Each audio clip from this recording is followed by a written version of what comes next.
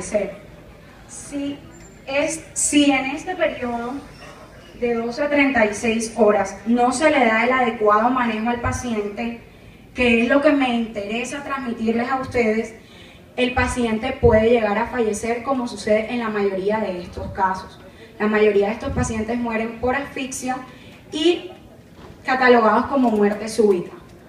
Puede aparecer que el paciente murió por un ataque de asma, por un ataque alérgico, pero no por un episodio de angioedema hereditario.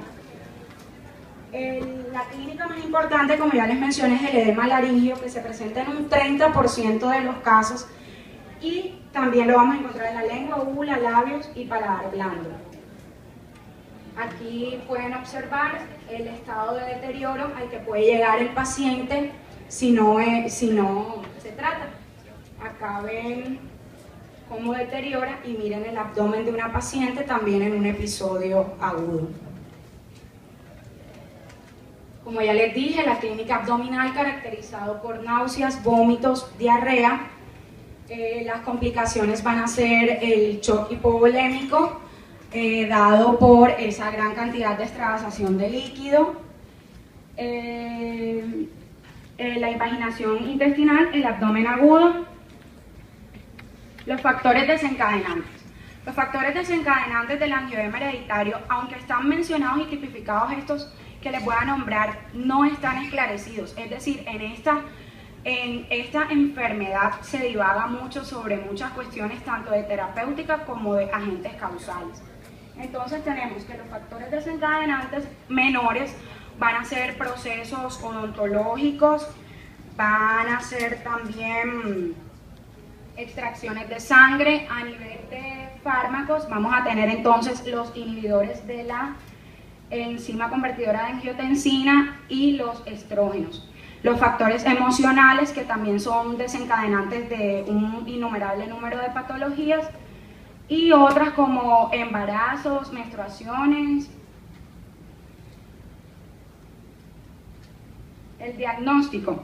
El diagnóstico se va a basar en los mediadores del sistema de complemento. Entonces vamos a tener que vamos a hacer diagnóstico con el complemento C4, midiendo el C1 inhibidor antigénico, o un estudio genético a padres e hijos. Entonces, ¿cómo hacemos el diagnóstico? De esta manera: C4 en un valor de menos del 30% del normal, que es lo que se presenta en un 90% de los casos. Con un C1 en menos del 50% lo denominamos como un angioedema hereditario de tipo 1, que fue el que yo les manifesté, en donde hay una deficiente producción del inhibidor. El angioedema número 2 o tipo 2 va a ser en el que vamos a encontrar un C4 en nivel bajo y un inhibidor C1 en nivel normal. La función está disminuida en menos del 50%, y en el angioedema tipo 3 tenemos C4 y C1 inhibidor normales, y entonces lo que vamos a encontrar son test funcionales genéticos alterados. El tratamiento. El tratamiento del angioedema hereditario va encaminado en 3 fases que van a ser el tratamiento de la fase aguda, la profilaxis o prevención de la fase aguda y el tratamiento a largo plazo.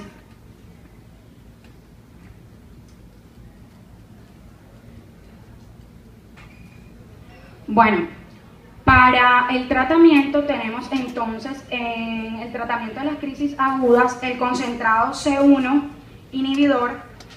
Esto es un derivado plasmático que es pasteurizado. Se usa o alcanza sus niveles máximos en 15 horas, lo cual nos va a llevar a disminuir los niveles de C4 y aumentar la síntesis hepática del C1 inhibidor, para de esta manera disminuir el estado edematizado del paciente. El plasma fresco también se utiliza porque también le da al paciente estos C1 inhibidores, pero se dice que el plasma fresco no es la terapéutica más opcionada, solo se usa en caso de que no tengamos acceso al concentrado de C1 inhibidor. La mayoría de estos medicamentos o de los fármacos con los que se trata el angioedema hereditario son producidos por laboratorios europeos, y dentro de estos mismos países que conforman la Unión Europea se observa que los pacientes no tienen acceso directo a este fármaco. Se dice que la mejor terapéutica de prevención es que el paciente tenga el fármaco a su disposición para que el proceso o la fase aguda no avance, como les dije, de 2 a 5 días y que logre una recidiva importante antes de ese tiempo. En la prevención de los ataques agudos, que es a largo plazo, se va a utilizar primero la terapéutica de elección van a ser los antifibrinolíticos, los andrógenos atenuados. Estos andrógenos atenuados también inciden en el sistema de complemento, aumentando la síntesis hepática del C1 inhibidor. Y las prevenciones de las crisis a corto plazo, como yo se las mencioné ahorita, si lo recuerdan, algo muy importante, esto va encaminado más que todo es a un factor como tratamientos odontológicos o intervenciones quirúrgicas. Los pacientes con angioedema hereditario diagnosticados que van a ser sometidos a un tratamiento odontológico, a una intervención quirúrgica, deben estar tratados mínimo 5 a 7 días antes para evitar que el paciente haga una crisis con estos mismos medicamentos que ya les mencioné. La nueva terapéutica que se está utilizando y en lo que se está estudiando. Les quiero comentar algo con respecto a esto de las nuevas terapéuticas.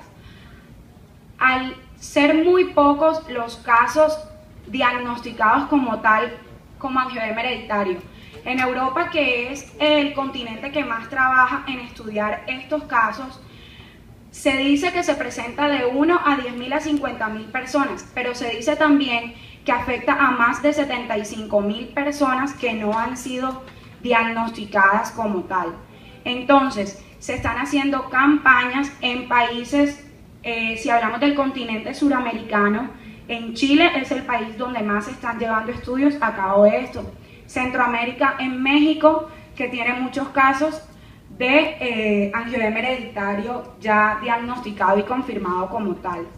Entonces, ¿en qué se está trabajando? Se está trabajando en un C1 inhibidor recombinante humano. Esto con el fin de que cada vez el C1 inhibidor sea más sintético y menos hemodiderivado para disminuir en el paciente la afectación de subsecuentes infecciones por el paso de sangre o esas cuestiones. El ecalantide es un inhibidor reversible de la calicredina, también para tratar de revertir todos estos factores que genera el sistema de complemento en el proceso edemático del paciente. Y el icatibant, que es un antagonista del receptor beta 2 de la bradiquinina, también todo esto para actuar a nivel de disminuir el edema del paciente y mejorar su condición. Estas recomendaciones se basan más que todo en el origen genético de la enfermedad. Entonces decimos que se le debe recomendar a la madre o al padre que lo posea, se recomienda planificación familiar. ¿Esto para qué? Para que la madre que desee salir embarazada y sea una portadora de la enfermedad reduzca la posibilidad o reduzca los riesgos del niño al momento de nacer. Evitar el uso de inhibidores de la enzima convertidora de angiotensina, porque todo esto va a desencadenar más liberación no solo de C1, sino de C3 y de C4 en la cascada del complemento, lo cual nos va a generar más edema y más complicaciones en el paciente. Promover que cada paciente que padezca esta patología conozca cómo debe ser el manejo de la misma con el medicamento que les dije, aunque sea en un caso hipotético, ya que como les comenté, el paciente no cuenta con con esta facilidad de poseer el medicamento a domicilio. Educar y promover las pautas en los familiares para el tratamiento, sobre todo una crisis aguda cuando el paciente haga una urgencia, porque es importante no llevar al paciente hacia la asfixia, que es lo que va a ser letal en esta patología. Y educar sobre el uso y forma de administración del fármaco. Bueno, como estos eventos no solo tienen un interés académico, sino dejarles un mensaje a ustedes, para finalizar quise traerles este mensaje, que les voy a leer. La piedra, el distraído tropezó con ella, el violento la utilizó como proyectil, el emprendedor construyó con ella, el campesino cansado la utilizó como asiento. Para los niños fue un juguete. David mató a Goliat y Miguel Ángel le sacó la más bella escultura. En todos los casos, la diferencia no estuvo en la piedra, sino en el hombre. No existe piedra en tu camino que no puedas aprovechar para tu propio crecimiento. Orgullosamente unilibrista, muchas gracias por su atención.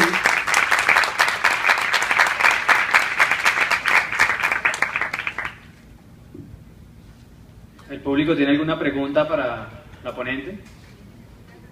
Bueno, entonces vamos a pasar con las preguntas del jurado.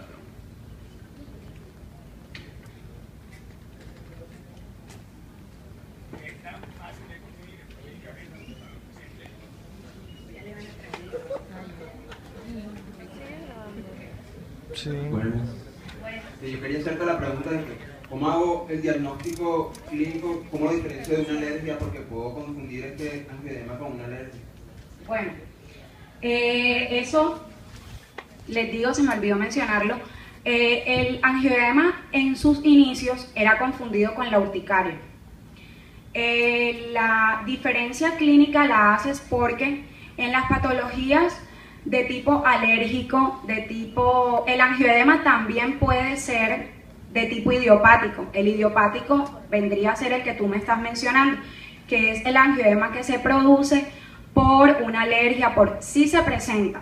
Lo que quiero que ustedes diferencien es cómo es un episodio de angioedema idiopático, de un angioedema que sí se puede presentar por una alergia, a un angioedema de tipo hereditario. El angioedema que se presenta de tipo idiopático, el que tú me manifiestas, es un angioedema que va a ser pruriginoso, que va a ser delimitado, donde tú vas a ver, como decirte, parches serpentiginosos en la piel, va a ser descendente, o sea, como que camina en el cuerpo. El angioedema hereditario, que es el que estamos tratando, es localizado en cara, extremidades y sobre todo en la vía respiratoria superior.